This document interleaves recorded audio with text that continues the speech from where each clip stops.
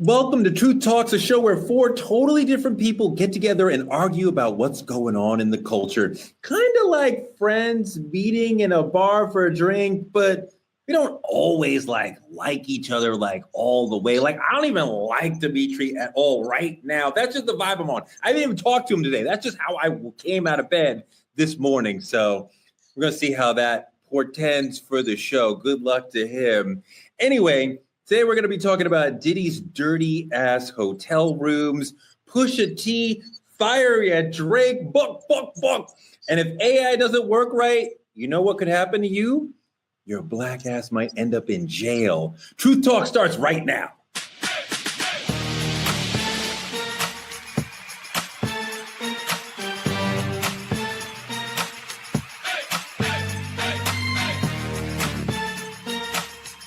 Are y'all ready to roll? Let's go. Welcome, Truth Tellers. It's another episode of Truth Talks, and we're going to get all the way into Pusha T dissing Drake because I love stories where somebody is dissing Drake. If Drake has 1 million haters, I am one of them. If he has one hater, it is me. And if he has 0 haters, it is because I am dead. That's how it is. So we're going to talk about Pusha dissing Drake again. We're going to have a deep talk about AI. That's artificial intelligence, Dimitri, not Allen Iverson. Try to keep up. Please welcome my co-host, Dr. Cheyenne Bryant. What's going on, Truth Tellers? You guys know I'm bringing the truth, the whole truth, and nothing but the truth. Because a lot of times my other co-hosts, they're a little more on the naive side. So I bring the reality of what these topics really need a voice to. So anyways, yeah, I'm back. You can continue. Welcome, friend of the show, Areva Martin, a legal expert you've seen on CNN and ABC Live and Harvard Law and everywhere else important. I love a show that starts by calling the co-host naive. Interesting choice of words, sis, but we'll see who's naive by the time we get to the end of this show. Thank you, my sister. I appreciate that. And let me tell you something. Late last night, the Make-A-Wish Foundation called me and said, we really need a favor. There's a kid who wants to do a TV show with you just one time. So please welcome my Make-A-Wish kid, Dimitri Wiley. I just can't catch a break with this show. Jesus Christ. I'm just here to say hi to my grandma. How you guys doing? What's grandma's name? Her name is Rose Webb. That's her name. Oh, wow. My grandmother was named Rose. That's crazy. We have more in common than you think, Tori. I know. All right. Let's move into trending truths brought to you by our friends at Hair Maniacs. Our first story is a bit of an odd aspect of the Diddy case. We heard Diddy's former assistant, Mia, not her real name, recount the many humiliating aspects of her job with Diddy. One of the tasks, cleaning up hotel rooms after the freak-offs when baby oil was everywhere. It's disgusting. They also had a Beverly Hills hotel employee testify that the rooms were destroyed after Diddy left. Sometimes they charged Diddy upwards of $6,700 for deep cleaning the room. They tended to put the rooms into deep cleaning, his rooms into deep cleaning after he left anyway. And they often charged him $1,000 extra for cleaning the room before he even entered the room. Dr. B, $6,700 some dollars, that's a lot of money to clean a hotel room. Is that what it costs to clean your house? No, that's what it costs to clean up evidence like this. You see, this is called pay to play. So when you're talking about cleaning up drugs and things of that sort, my question is, and Areva, you're an attorney on here. I know it's civil rights, but you may be privy to this. From last I checked, it is illegal to not report when you find drugs to this level in a hotel room, and that it is the staff's duty, kind of like we have a duty to report certain aspects. Now, maybe not baby oil, maybe not condoms or things of that sort, but when you got drugs and things like that, I was told that those things are supposed to be reported when they are found. And so my question is, again, why was the staff not reporting these things? But then again, they were getting paid, in my opinion, not to clean up the room for the next check-in person, but to clean up the evidence from Diddy's freak off scene. That's how I look at it. Oh, Reva, she's absolutely right that the employees were being used to clean up these crime scenes. But the other part of it, when the doc says, they're supposed to call the police, the people in Diddy's orbit were not calling the police because they were more afraid of Diddy, and they didn't think that the police could actually help them, which is an insane situation. Yeah, let's just use the word nasty. Let's just be real honest about what this is. Anyone that does to a hotel room what Diddy did to these hotel rooms is nasty. And you're right, Dr. B. This is not just cleaning up. This is covering up. This was a cover up by these employees. And we heard testimony from one of the security guards that worked at the hotel, particularly the hotel in LA, where that horrific video was shot of Diddy dragging and beating Cassie Ventura fine. He said he was given $100,000, a bribe, to take that video and to make it disappear, to give it to Diddy so that no one could ever see that violence that was perpetrated against Cassie Ventura. So everything about this case has just been horrific. It's been the way the prosecution is building its conspiracy and racketeering case against Diddy, showing the jury these hotel rooms, the photos, the pictures, and the video, so that those jurors could feel like they were right there in real time being a witness to the crimes the prosecution has alleged in this case. Ariva, the hotel told Diddy it'll cost you $50,000 to take the tape of you beating up Cassie, right? So that's their price for a bribe, right? He got there and he gave them $100,000. So he's like, well, I'll bribe the other people in the situation too. They didn't ask for a bribe, but I'm going to bribe everybody in the room now. So he doubled the price, doubled the bribe. Dimitri, when they arrested him, they went into his room and found he was planning to do another freak off. Is it insane to you that when the ship was sinking and he knew he was close to arrest, that he's gearing up to do it again? See, the thing about it is, you're comfortable. This is what you've been doing for years. So no matter if you under fire or not, you still feel like, I am so powerful. This is a ship they cannot sink. And the thing about it is, the laundry employee stated there was blood, urine, vomit, all of these things on the sheets. Like, what are we doing? Like, for me, the first thing ran through my mind when we start speaking the numbers and everything, $6,700. If a hotel charges me $67, I'm furious. If you charge me for a little bottle of water, I'm furious. I just think the idea of this is a man so comfortable, like Dr. Brown said, pay to play. I'm cool with how this looks because I'm not the one going to have to clean it up. My money can take care of all of this. Ariva, both Cassie and Jane, who was also a freak off victim, both testified that they were expected to do freak offs during their monthly, which is part of what we're talking about when we're reporting on blood is found in these rooms. I mean, like, that is a level, to me, that shows a level of depravity, of not caring about these women as human beings. That is unbelievable. Yeah, Teray, it's menstrual cycle. We're okay with it. We're grown-ups. Let's destigmatize what happens to women once a month. We go on our menstrual cycle and we bleed. And yes, these women were on their cycles and they were bleeding menstrual blood, and they were still forced, they were still coerced to participate in these sex acts with male sex workers while Diddy masturbated and while he videotaped them, while he orchestrated every aspect of the sex act. That's been the testimony. Of course, it's testimony from these witnesses that have come into this trial. We've not seen anything as depraved as this. I've been following trials for a minute. I've been involved in a lot of cases. And I have to tell you, what we have heard from these witnesses, I don't think this could be even written by a Hollywood producer, the level of depravity that we saw and are witnessing as the witnesses continue to testify. And it's not over. Let's be clear. This trial is nowhere from being over. I think we're going to even hear about more acts of depravity than what we've already heard. Doc, one of the freak off victims testified that she repeatedly asked, can we please at least use a condom? And he forcefully said, no, I don't want that. Yeah. And then to add to that, Touré, the victim stated that they were still, and he was still willing to have sex with them with untreated, uncured STDs.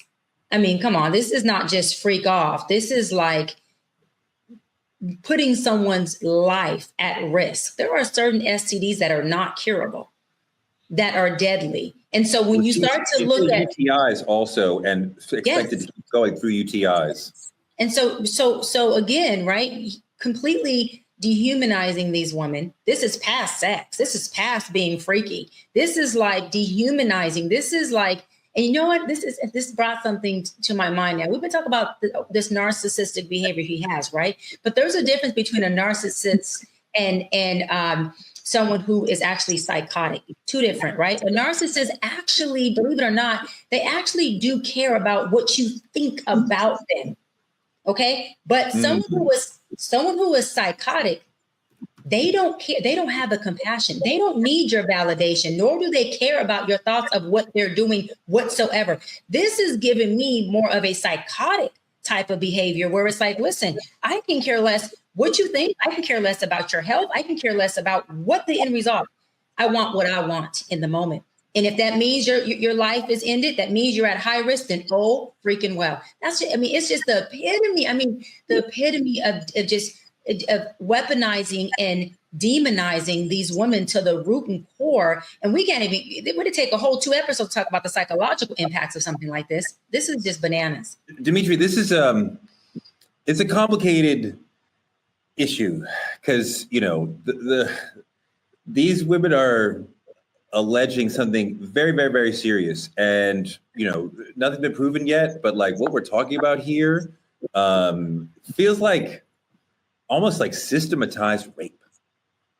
Yeah, I think that's exactly what it is. And I know you guys brought up menstruals, and a lot of men may not understand, but I don't think this was necessarily menstrual blood that may have been on these sheets. I think if there's vomit, if there's urine, this is some other act we may not be in realm of or retrospective thinking of, because our minds may not be able to go there. What I know for sure about the human interaction is once you go far enough, there's always something more you tend to chase after you've sat at that certain height for so long. Mm-hmm. It seems a lot crazier than we could think. And again, I'm with Dr. Brian. This doesn't seem like narcissism. This seems like a pure psychotic act, honestly. Ariva. Yeah, I agree, Dimitri. This may not have just been all menstrual blood. Could have been blood from injuries, could have been blood from any number of things. But let's keep in mind, the defense has been putting on a very strong case that these women were strong, independent women that had agency and that they liked these sexual encounters, these freak off, these hotel nights, and that they purposely went back for more. So we've heard a lot from the defense trying to show that these women weren't coerced, they weren't forced, that they did it because they loved Diddy. They did it in one case because they wanted the financial benefit that comes from dating or being involved with a celebrity. They are trying to make that case. It is a tough up-road battle. You know as well as anyone, the federal government wins somewhere upwards of 95 to 98% of their cases, and they are showing in a very detailed way the way these women were controlled financially, their living situations, violence. Cassie's afraid her album's not going to come out, afraid that the tapes are going to be sent to the media and ruin her life and her career. Jane is her whole life wrapped up in Diddy in different ways. So he's controlling them. It's not, as the defense would love for us to believe, why didn't they just leave? But it's much more, Dr. B, it's much more complicated than you could have just, you're an adult, you could have just walked out the door. There's all these different ways that they were controlled. Yeah, and I love what you and Ariva said, Touré, because I was looking and studying the case yesterday to prep for our show today. And I'm listening and I'm listening and I'm listening. And I'm like, Diddy's counsel is attempting to get the jury to believe that there was no sex trafficking. It was these women who were in love with him. This is why they keep getting on the stands, Jane and so far Cassie, and you'll see the rest of them come on, that are going to say they were in a relationship with him. They were totally in love with him, which means if they were in a relationship with him, they were just doing what? Having swinger parties, having freak offs, just having these sexual parties that they liked. but he just took it out of control. And they're trying to get the jury to say, wait a minute. So this man, you were in love with this man? This was a real relationship. This wasn't a transactional relationship. There was no transaction here. This was love involved. And how many men or women, especially women, do things for the man that they love? And I'm listening, I'm going, Diddy's counsel was trying to get the jury to believe that these women were so in love with him that this was a relationship. This wasn't Diddy taking advantage of these women. They were actually in love. And these women just allowed him to do these things because love makes you do crazy things. Love and insanity are the same emotion, just experienced differently. And I thought, as much as people may not agree with it, to me, that's genius for his counsel to say, if there's only one way out of this, this might be the way to get folks to think these women were in love. There was a relationship. There was no sex trafficking. There was no pay to play per se. I was just sitting up here with relationships and things got too far. Well, I mean, yes, that is what the defense, that is part of what the defense is trying to argue.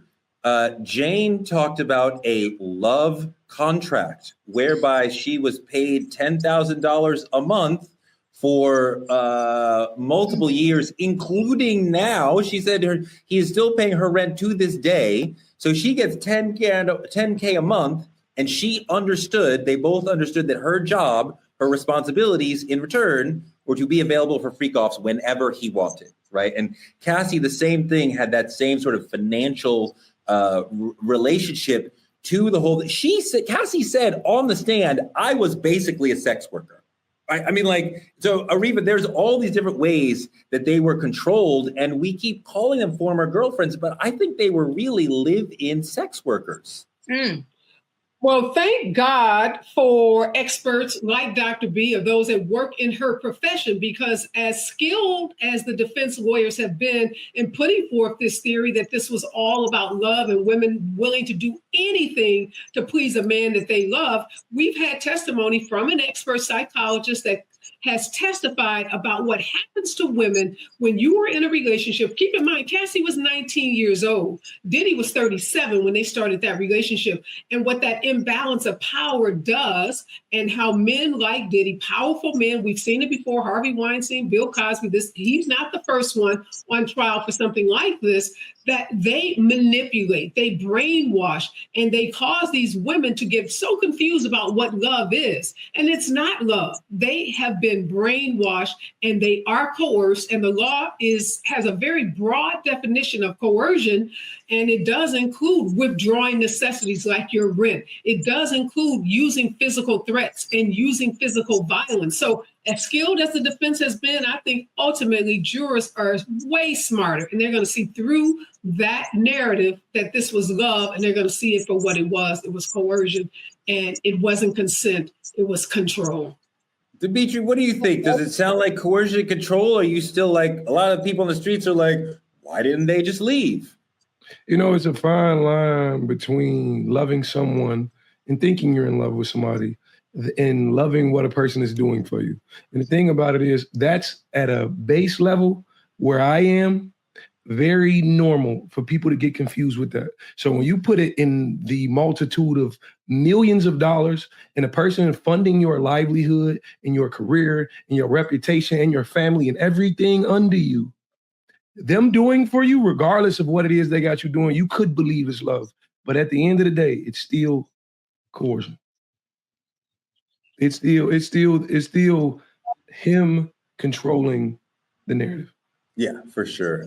This is an extraordinary story. I can't recall ever hearing about an entertainment executive controlling people in the way that Diddy is alleged to have controlled people and had them basically as live-in sex workers. It's an insane story. Moving on, story number 2. Pusha T is pushing back. I love that. We learned this last week, how much influence Drake has on the entire music business when Pusha T revealed that his unreleased album has a song with Kendrick. And because Pusha is on Def Jam, and Def Jam's parent label is UMG, the parent label of Drake's label, so they're ultimately on the same label, and Drake is suing UMG because of the Kendrick beef. When UMG heard that Pusha had a song with Kendrick on his album, they said, no, the optics of that, even if you guys aren't actually talking about Drake, even if there's no subliminals about Drake, the optics of us supporting that song, the two of you with this lawsuit over it, too much. And of course, Pusha said, no, I'm not changing the song and I'm not dropping the song. So the label said, fine, we'll just drop you. And actually, though, they made Pusha pay $1.5 million to get off the label because they're like, we're just not going to put out your album. And he's like, all right, we got to give you $1.5 million to be free of this. And now they're on Jay-Z's label. It's a whole different situation. But we see how Drake's situation had an impact on Pusha T's situation. Dimitri, I continue to think that the lawsuit that Drake has filed and all the fallout around it, including something like this, is far worse for Drake than losing the battle ever was. Yeah, I think he lost the battle. I think, and then this pushed him in a realm of also losing the war. This was a very, very weak move to the hip hop culture. Mm-hmm. Hip hop used to be a diss track. You got lyrical warfare. Now it's about paperwork getting pushed through at corporations and companies. And the thing about it is, it's taking us out of the realm of just seeing you as an artist. Now, honestly, it's pushing back towards the exact reason Kendrick mentioned before. You only have this spot in music because of your Jewish descent, because of your and that's how I look at it. That's the only reason I care. It's boring me. Like, it's taking me out of the mindset of loving the music for what the music is. This is more than us hip hop fans bargain for. Ariva, here's part of why I care about this. Because as a real hip hop fan, I cared about Kendrick's message, which was ultimately, he's not real hip hop, right? So fuck him, get out of here. I'm with that. But now Drake's non-hip hop response meant that I have to wait even a year and a half to hear an amazing album from one of hip hop's great groups, right? The Clips. So Drake's adult temper tantrum continues to affect hip hop in general, right? Like overall, like I can't even get away from it, even if I'm not paying attention to Drake. Mm. But please talk from your experience as a lawyer about watching Drake sue UMG for defamation, his label for defamation of character, when it was Kendrick who dissed him. Well, first, let me be clear. I am a big Drake fan. Obviously, I mean, shut her mic off. I like Drake and I like Kendrick, and I think, not my legal hat. I'll take my legal hat off for a minute. I don't care about any of this because it just looks like all of these rap artists are doing what they are so brilliant at doing, skilled at doing, which is making money, doing diss tapes, keeping themselves in the limelight, keeping the attention on them and selling more music and selling out more concert stadiums. So Touré, are we getting wrapped up in this and taking it far more seriously than what this really is about, which is these guys figuring out how to stay rich?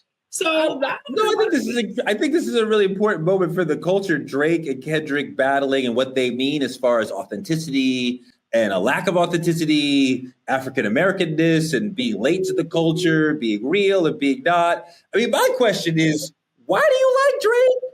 Ray, I think you're taking them way too seriously. I think these are some skilled artists. They're both rappers, they're artists, but they're business people at their core, and they have figured out a way to keep their names in the press, to keep their stadiums full.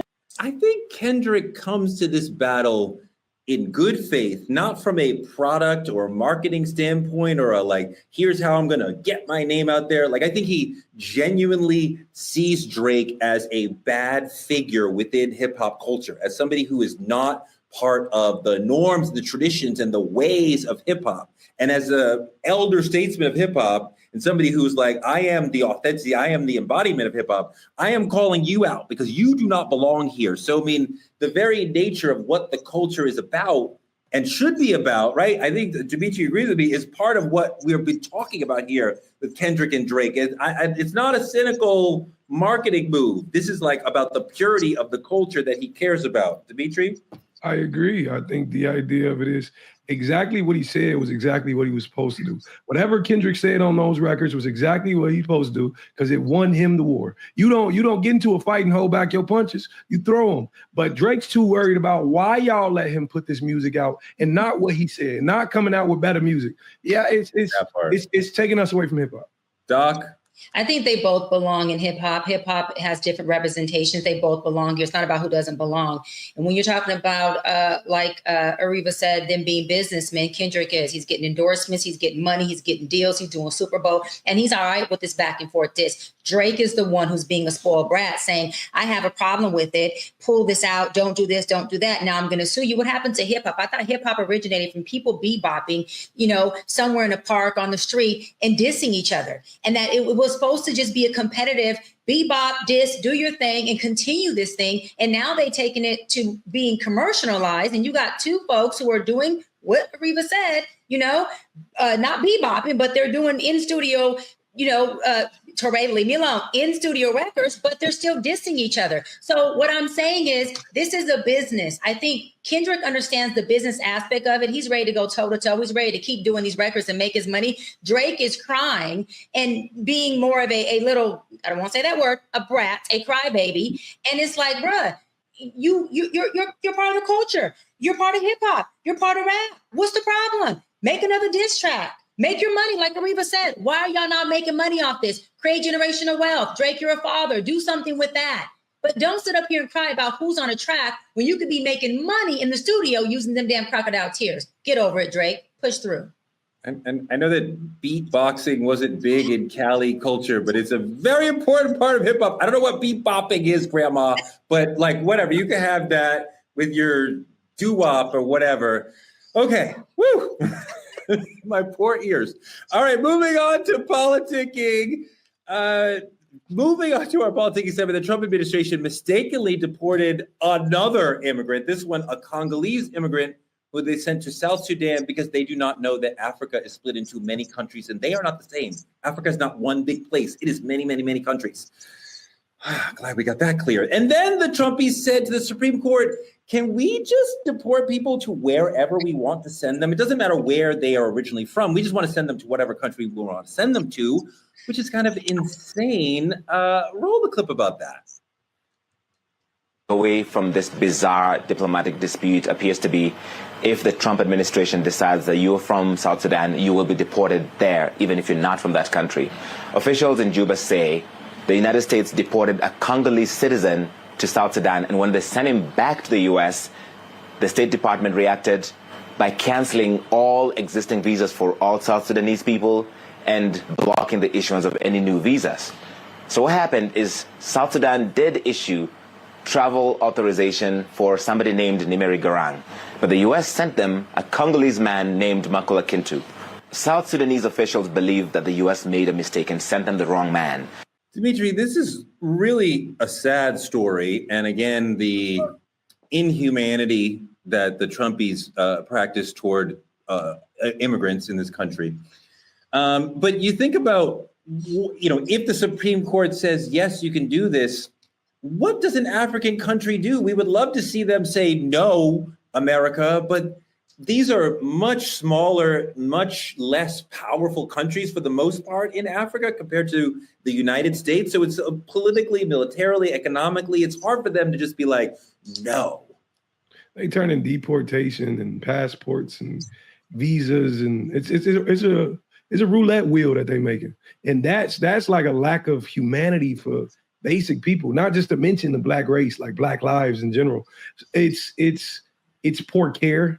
But it's what America's always done. In every other regard, this is what America's done. This is nothing new. This is just taking place in South Africa at this point. Completely inhumane. I hate everything it stands for. Everything got to do with it. 76 million people voted for Donald Trump, and one of his biggest promises was to, quote unquote, rid the country of immigrants that he called rapists and drug dealers and criminals. But what he really meant was to make sure that white people in this country, white supremacy, were, uplifted while he continued to humanize people of color, including those immigrants that come from Black and brown countries. No surprises here. Just over the weekend, Donald Trump sent 2,000 or ordered 2,000 National Guards into downtown Los Angeles after trying to raid some workplaces in the Los Angeles area. He has been chomping at the bit to do that because he wanted to send a military force into a democratic city like Los Angeles. So I say, DeRay, where are the people that voted for Donald Trump? If nothing angers you or makes you mad, hopefully looking at the images of people being kidnapped off the streets, college students being sent to countries, that should make you mad. I think some of them want that, but Doc, the African side of this, these African countries may want to repel the US. They may want to give us the middle finger and say, no, you can't do this, sending immigrants not from this country back here. But that's a complicated road for them. He said it loud and fucking clear. Make America great again. What do people not understand? His representation, his ideology of make America great again is modern day slavery. We're living in it right now. What are you talking about? Grabbing people, taking them out their country and putting them in any country or any place that you want them to be. That is exactly what they did with us in the slavery days. Box us up, put us on ships and say, you're going to go where we drop you off at. And you just figure it out when you get there. We'll tell you what you're going to do. This is modern day slavery. And then to go further, he's taking advantage of a very, very vulnerable country. Very vulnerable continent. Was that not what they did back in slavery? So all I'm saying is this is modern day slavery where he is trying to turn his leadership into dictatorship. And I go back to what I said a while ago. He is definitely trying to create a martial law so that he can show that we are out of control and he needs to come in and dictate and take on this power of superiority over people who have lost their mind. They were here in Los Angeles last night. The guards came in, they came into our ports. You have people protesting. They literally are throwing people in cages. This is not, listen for the folks who ain't seeing it, who just watching it on TV. I was at a Democratic dinner last night, left the dinner early. They had to sleep early to make sure we can get into our homes because the National Guard was here to support and back up ISIS. When you have people who are fighting in the street, who are getting thrown in cages, and then they're arresting folks. I mean, it is, Touré, it was literally, but no. ISIS instead of ICE is the best malapropism I've heard all day. I love that. I want to call them ISIS myself. That was beautiful. Called ISIS. It's called ISIS. You know why? Because that's exactly the ignorance of what these people are doing. I did that on purpose. That's the ignorance behind this. They have kids who are there throwing tear gas at. They have. Hold on. I'm gonna land on this. This is why it's called ISIS. They are arresting. They're arresting citizens, putting citizens in the back of cages for protesting. You're here for immigration. Why are you arresting the U.S. citizens? Because they look like immigrants. This is the racism I'm talking about. You can't say that immigration has a look. I mean, it's sick. It's modern day slavery. It's sad. And it's happening to majority of our brown people right here in L.A. It's mind-boggling. But when you talk about the potential for martial law, that is real. And when Trump talks about wanting to federalize the National Guard to go against American citizens in America, on our streets, that is an extraordinarily frightening step toward dictatorship. We're going to keep talking about that. I want to expand the conversation a little bit away from that into our main topic, because AI ain't really for us to date. AI is not properly programmed to recognize African-American facial structures, our nuances, our vocal intonations. Studies show that AI training data contains biases in skin tones and societal stereotypes, and this can have an impact even on policing. Look at this clip. AI systems are becoming increasingly integrated into our society, and most of the time they make our lives easier. But sometimes these systems fail to live up to expectations, and when they do, they're not failing everyone equally. It made me look paler and it gave me blue eyes, so the general impression was that, it had changed my race. We tested out Playground AI. It's a generative AI tool, meaning it can generate new images for the user. I asked the software to make me look more professional, and this was the result.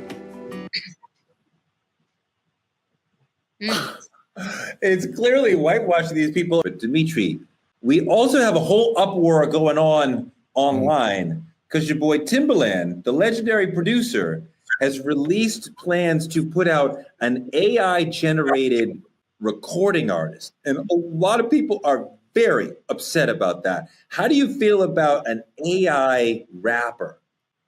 You know, I think it's absolutely blasphemy. As much as I love Timbaland, and I understand him trying to get with the changes and culture and identity of what we're doing, but moving in this direction implies that one day AI is going to drive everything. If AI can speak, because let's speak about what hip hop is. Let's speak about what music is. Music has been a language for Black culture, or hip hop and Black culture forever. If you telling me you could come in and make a robot give me my culture better than a man can, this is insanity. I hate the direction it's pushing toward. I think it's as much as he wants to be innovative, I think he does not understand how destructive this is. I agree with that. Ariva, I wanted you to go back to what you were saying about AI in the criminal justice system. Yeah, it was supposed to make the system fair. It was supposed to address some of the disproportionate outcomes that we see, particularly around Black and brown people. For example, using AI was supposed to give judges a way to make risk assessments about whether somebody was likely to reoffend if they were, let out of a jail, sentence. And what we are finding now is that the programs have the same biases, if not worse biases, than what people have. And that's because the AI systems, the algorithms, they're using the same biased data and information that's been generated by humans. So junk in and junk out. It's very, very scary. As much as I like criminal justice reform, as much as I like technology, as much as I'd like to see AI used, we're not there yet, Toure. And right now, it's a dangerous tool to be used by law enforcement because basically it predicts that Black people are more likely to offend. So that means if you are trying to plead your case to get out of jail, you're more likely to stay because this algorithm predicts that Black folks are more likely to reoffend. And the data about that is absolutely positively wrong. Doc, what do you think about this AI in the criminal justice system? Well, AI in the criminal justice system, I think that there are some pros and I think there are some cons. I think Ariva made some really good points that AI is found to have a lot of discriminatory software glitches where it is making it is more similar to the mental health field. It is programmed more to to be more for a Caucasian type of audience, which means that we are, like most things that they create, are on the back burner of who they're creating it for. So a lot of the tests that they've done to create AI are based on folks that don't look like us. And so when they're using them for us or against us when it comes to the law or the criminal justice system, it's not going to work for us at all whatsoever. It's going to work against us, and it's going to dissipate and create more of a marginalization and a disparity within the Black and brown community than we already have in the judicial system. And I think that is going to contribute to the systemic racism that we are already experiencing now, and not cool. Dimitri, we see like people making mistakes like we see with the South Sudan story. How do we use AI to stop racial bias and stop humans from making mistakes and get us on the right track? Well, there's ways to do it, but I think it tends to leaning against what AI stands for. Because what I want people to understand is that an intelligence that erases who we are in existence, Black people, Black culture, this isn't artificial. This is very intentional. Because the thing about it is, and if you look, that's all American history has ever done. You can pick up a textbook and the exact same thing is happening. This isn't new. This isn't new. This is just a different way of erasing us. This is a different way of making us seem invisible. That's all it is. It's not, we ain't invisible. We right here. They see us. But the thing about it is, this is a system we weren't designed to be in, clearly. Doc, part of the thing is that the way that AI is set up now, it quite often doesn't recognize our features. So it's not 100%. recognizing that it's talking to or looking at a Black person. Torre, you are so right, because my team has actually been for the past literally 6 months attempting to create a Dr. Brian AI. Just keeping it real, where folks can go on there, and when I'm not available in session, they can have an actual session with Dr. Brian. But guess what? It's not identifying my tone as a Black woman. It's not identifying my way of speaking. And it's not identifying, again, me aesthetically and how I show up. So they have literally been taking this long to try to get this AI to identify with everything that's Dr. B and not have it sound robotic like some white woman or someone who's not me. And that has been our biggest, they have uploaded and downloaded every book I have, every post I posted, because you have to upload all that to the software for it to become you. And when I tell you, it is still not coming out as the Dr. Brian. It is very, very commercialized. It is very, very, very Caucasian. And it is very, very not me. So if anybody went on there to try to have a section with me through artificial intelligence, they're going to be like, this is not the feel or the culture of Dr. Brian. This is not it. Dimitri, do we need to have more Black STEM students, more Black engineers to help get AI to recognize us, our tones, our way of talking, our culture?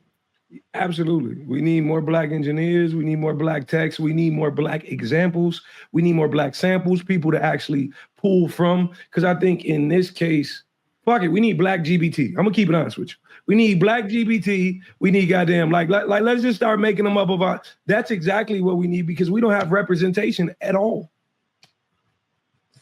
Ariva, this is a really complicated issue, because if they're using us, if they're not recognizing us facially, but then they're using this within the criminal justice system, you can obviously see the potential, the mass potential for a problem. Let's look at this video real quick.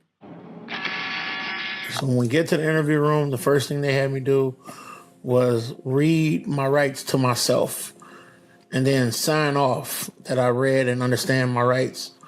A detective turns over a picture of a guy inside Shinola, and he's like, so that's not you? I look, I said, no, that's not me. He turns another paper over, he said, I guess that's not you either. I picked that paper up and hold it next to my face. And I said, this is not me. I was like, I hope y'all don't think all Black people look alike. And then he says, the computer says it's you. Look at that. And then we're going to have that be part of this man's life as he's trying to fight these charges. Go ahead, Doc. You know, this issue, look, is complicated. Like, this brother is trying to live his life, and the criminal justice system is acting like he's guilty when he's not, because it can't properly recognize Black and brown faces. But this is the bigger umbrella. When are they going to start fucking making things that actually cater to anything about us? Again, the field of psychology was made for a Caucasian white man, so we are over or underdiagnosed. You got AI that was not made for us to serve us. So again, if you have everything that's working for one group of people, that is called systemic racism. That is called marginalization. That is called disparity. You're not taking into account for human rights, you're taking into account for a superior race. That means that the inferior race have no chance to begin with. No chance. Listen, we already don't get a lot of love or a lot of respect when we're in a courtroom to begin with. You think we need an AI that's going to go against? So we got humans that go against us, and now we got some damn robots that go against us. You tell me, where are we going to go from here? Seriously, where do we go from here? When we have nothing that's working for us but our own people. And when we try to do it, guess what? If we are an employee in the court, at the courtroom, or we're an employee at the DMV, guess what? We also have our hands tied, because if I speak up on behalf of Dimitri or you, Torre, guess what happens? I may lose my job that pays my bills, that keeps my lights on, that gives my kids health insurance. So we are tied at the hands almost everywhere we go. AI is increasingly being used in mainstream America to broaden this whole issue via employment practices, college applications, places that we get discriminated against a lot. So what does this mean in terms of hiring practices since DEI is being removed? It sort of suggests, Ariva, that AI represents a future where America is more racist and Black people have an even harder time getting ahead. Yeah, unfortunately, it looks that way. These HR programs that are being used, basically, you upload your resume.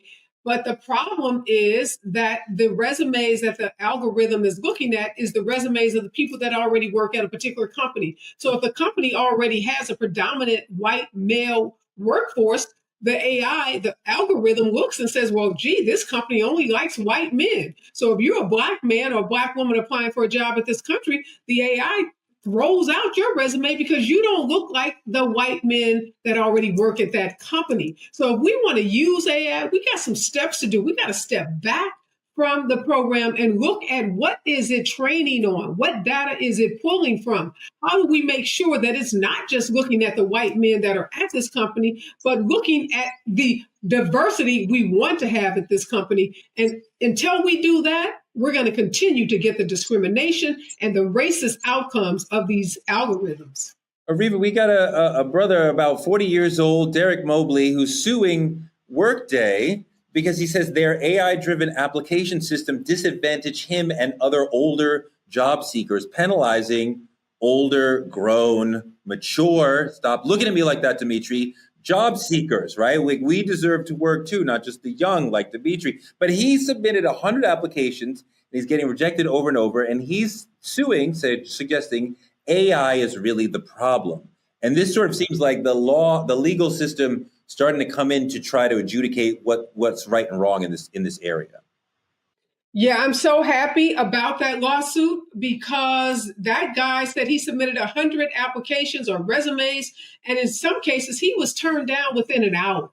So there is something inherently wrong with this HR software. It is not, again, taking into account that even though the company may be predominantly white and male, that it is discrimination to weed out candidates based on their race, based on their age, before you even look at their qualifications. And that's what's happening with this HR software. I hope this lawsuit is successful. I hope these AI companies have to go back to the drawing board and reconfigure the AI, taking into account discrimination laws. Dimitri, I mean, I still am stuck on like, if the criminal justice system is using AI to determine who to pick up and who not, who to let go and who not, and this system is not really smart enough and sharp enough and nuanced enough to understand us, that is an extremely dangerous thing for a person like you. Oh, absolutely. Because the thing about it is, wrongful arrest is a constitutional violation. And that's exactly what they're allowing. If the police can't identify me, neither can your AI system. You gotta believe me at my word and what I'm doing. So this is actually, the thing about it is criminal justice has already been scary for Black America. This is even worse. This makes it even worse, even harder to get, because you're gonna have so many false incriminations. This is absolutely insane. You in the video, the man said, "Are you sure that's not you?" Like, I just told you this wasn't me. What are we saying? Like, why are you asking me this question 2 times like it's going to change my answer? It's not me. But now you and AI are going to tell me this is me. No, I don't like that. Not one bit. I mean, Doc, the technology leaves us in a really dangerous spot as Black people. This is the thing. This AI is a robot. You know, it creates what you feed it, right?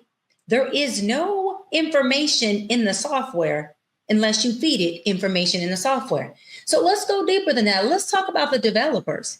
Who's developing the software and feeding it this racial injustice? Who is feeding it this racially biased information that's telling us, the humans, that Black folks are the ones who have a higher rate of criminalizations, or we are the ones creating the most crimes? That is a systemic, racially fed robot. Robots only do what we create in them. So the developer of the software, the folks who are feeding and creating the robot, are the ones who are to be held responsible, period. That's just what it is. And then secondary, you have the folks who are in the judicial system who should say, hold on, this is racially biased. This cannot stand in a court of law. We can't enforce law with a robot that was fed by a developer who fed it false allegations. If we want to talk legal terms, this is false allegations. This is a false. This is not true. Not at all. So we got to push back on all of this. We got to get back to who's developing these softwares. Because again, the Dr. Brian AI is being developed by who? My team. So if it's racially biased, it's because who? My team fed it the racially biased information for it to show up in that way.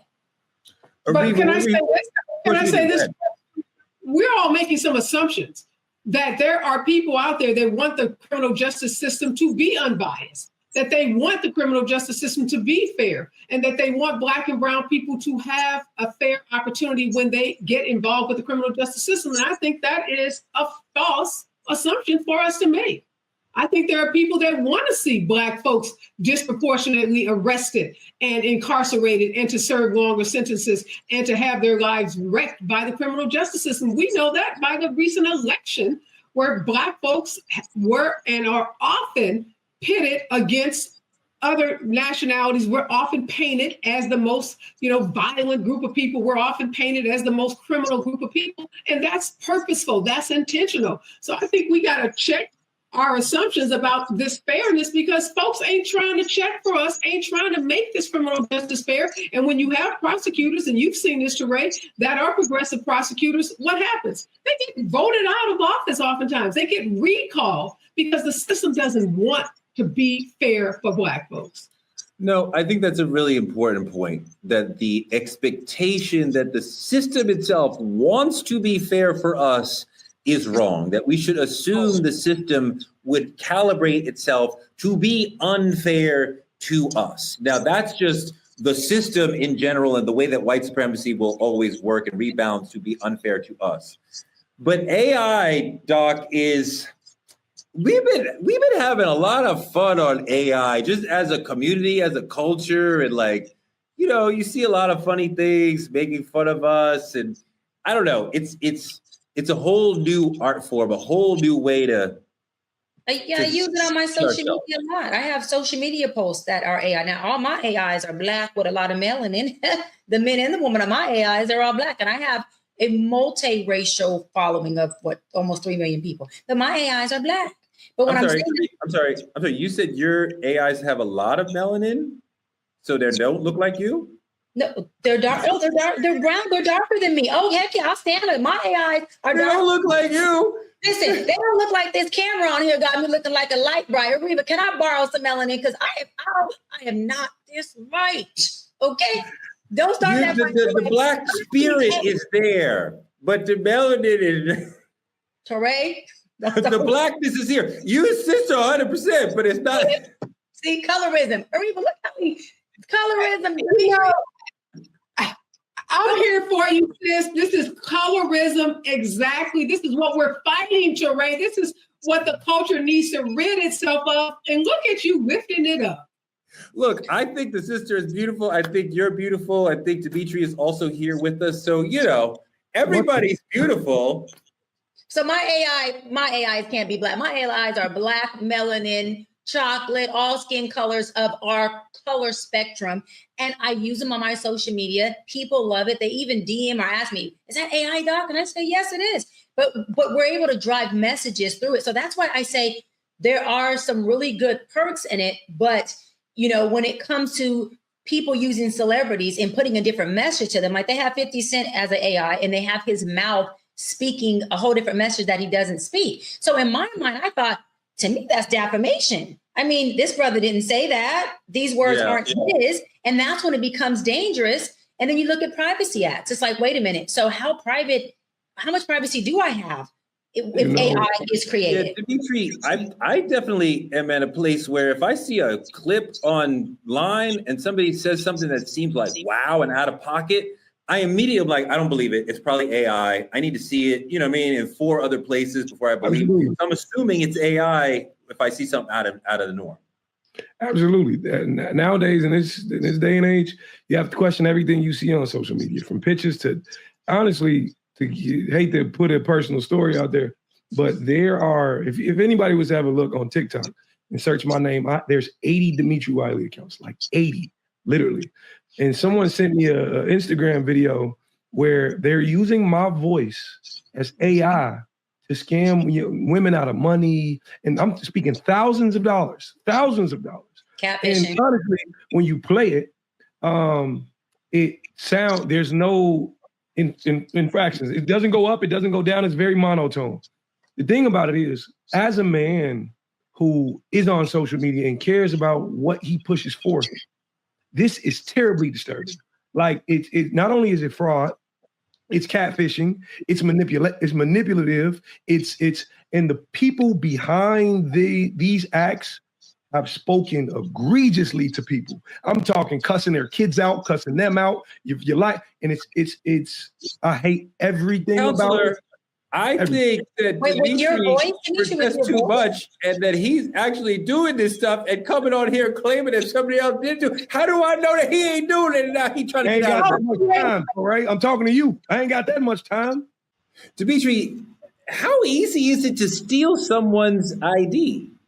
I mean, the thing about it is, all they do is have to take a video or a podcast or anything where my voice is, because it's a very distinctive voice. I don't know about you, Torre. Some people would consider this a little sexy. Some people, it's giving like whispers in the dark. You know what I'm saying? So don't be a hater. That's one. Hey, you have a fantastic voice. Thank you. It's about time I got some acknowledgement. The hairline we're going to talk about, but the voice is fantastic. Voice is so good that Waze stole his voice. You know he's on Waze when you get this one. His voice is on Waze. Yes. So that Waze didn't steal his voice as AI, but he has a contract with Waze. They use Dimitri as a turn left here and turn right there. Torre, how does that sound? That's amazing. I can't wait to never use that, but I am so happy that exists in the world. Such a hater. But all of that was done through AI, and it has its perks and it has its detriments too. What's going on online, and I just want to publicly make this known, if I can, here on Truth Talks Live. I have one social media account on every platform. I am not Dimitri Wiley, not Dimitri Wiley 02, not Dimitri Wiley burner account. I am terribly sorry for the people who've been getting scammed and finessed, but I promise you, it's AI. It's not me. In the year of 2025, if you ain't FaceTiming that man, that ain't that man. I have a real story. My niece and I went to go see Coco Jones perform, and my niece is 20. She was going to be 21 in 2 months. So y'all don't come for me because I clap back. And we were trying to get into the Coco Jones concert, and she wasn't 21 yet. And literally, my little sister, who is a little older but younger than me, sent her ID. I had no idea my niece was doing this. She's on her phone, on an app. Hold on. Oh, shut up, Torre. On her app. And she goes, okay, we're good. She literally used AI to swap out her photo for my sister's photo to get it. Now, mind you, we still didn't get in. That was God. God was having our back. God's like, no, we're not going to do this. But I'm trying to say that's how quick. But that's how easy AI is used to swap identifications. That is crazy. That's a fantastic story about Dr. Bryant helping to ruin the youth of America. Thank you so much for that. I'm so glad that it didn't work out that night, but there's still tonight. That is our show for tonight. Like, comment, and subscribe on our YouTube channel at Truth Talks Live. Continue to watch us simulcasting right here on the Black Star Network, right after Roland Martin Unfiltered. Support Black media at Cash App Truth Talks Live, and support us by advertising on the show, as our friends at Hair Maniacs did tonight. Thank you so much to them. Truth Talks has an over 10 million person viewing audience. So if you advertise on the show, they will fall in love with you.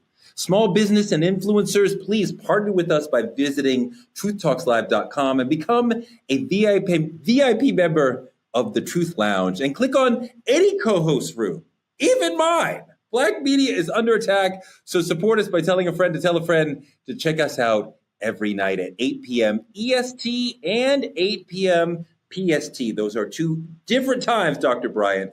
Thank you, Ariba, for being here all week. We love you so much. We appreciate you, especially when you disagree with Dr. Bryant. Next week, we will have Judge Laura Lake here with us. We are here for you every weeknight at 8 p.m. We will see you tomorrow. Wait, Torre, can I please let people know that I actually have my Hair Maniacs in right now, honey. And I will be doing a review on how much I love it. I don't have to wait to do a review next week how much I love it, because can you guys tell how nice it is? Anyways, I have long, beautiful, luxurious hair, but I did put in my hair Maniacs Tori, leave me alone. My Hair Maniacs extensions. And let me tell you, one thing for sure, it matches the heck out of my hair. 2 things for sure, I could wash this thing and get it right back the way it is. 3 things for sure, I worked out in it and just did my wand curl, honey. Hold on, y'all. Hold on. I'm not gonna play with you. Not gonna hold you.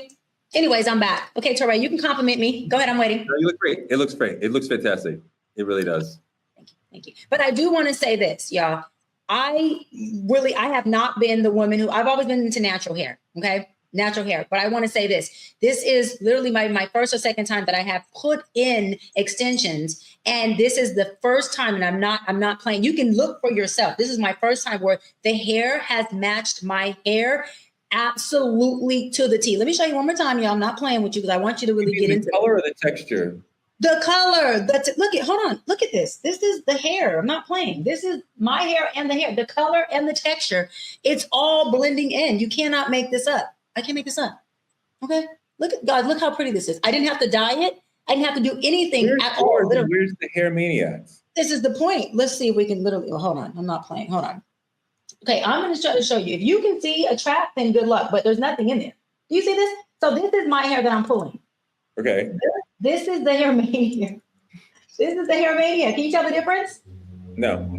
My point. And guess what? When I go on dates because I'm single, neither can they. Thank you. Neither can they. You don't mind the grays? Where you see gray at, honey? Where you see gray at? I'm kidding because I'm used to grays in my hair and you don't have any grays. I do. So guess what, Corey?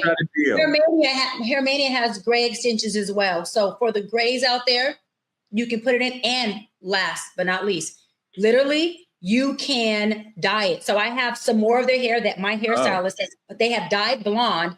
So y'all may see me back on True Talks with some blonde streaks. Don't you tell nobody that is my hair extensions. Okay, that is my hair. It's going to blend in and it's going to be absolutely gorgeous. So they have the other, Dimitri, leave me alone. Because you see me, Dimitri, you see me at our show in Atlanta. Was the hair not popping? It was popping. I had it big, beautiful, and curly. And when I tell you, I got so many compliments on it. Full, beautiful, curly hair. And the hair is soft. And I'm not playing, y'all, because I'm not an extension girl. I am now sold. I will be wearing my extensions and everyone's going to compliment it. And you're going to leave me alone about my hair now. Let me go a little further. I even wore this to the BET Awards, hair experience, everything. And when I tell you, even on red carpet, people are like, Doc, your hair is so beautiful. Not did you get extensions, not like literally. And I get compliments, but for hair to be the main compliment, that's a big deal. Because a lot of people don't have great hair. I don't know, Reva, if you can confirm that it is hard to find hair texture that matches hair. Oh, I've just been sitting back quietly going, go girl with these hair extensions because so many people have trauma around hair extensions because people have made us feel bad about wearing hair extensions. So thank you for breaking down that stigma and saying, ladies, if you want to wear hair extensions that are long, that are curly, that are blonde, that are whatever, wear your hair extensions, do you. So I love it. It looks gorgeous. I can't wait to see the blonde. I can't wait to see you in that summer, beautiful blonde hair. And one more thing, I know I'm talking about my hair extension. One more thing, this hair is like a 28, 32. It's long. Hold on. I have gotten their shorter hair, put a bob in this hair, braid up my whole hair, and that bob was bobbing. So I just want the girls to know. It was bebopping and bobbing, but I want the girls to know it's not just about length because I have long now, but I have used their hair for a full head, what they call full head quick weave of me doing a short bob, which I'm going to post pictures up on my social media so you can see the bob and you can see the long.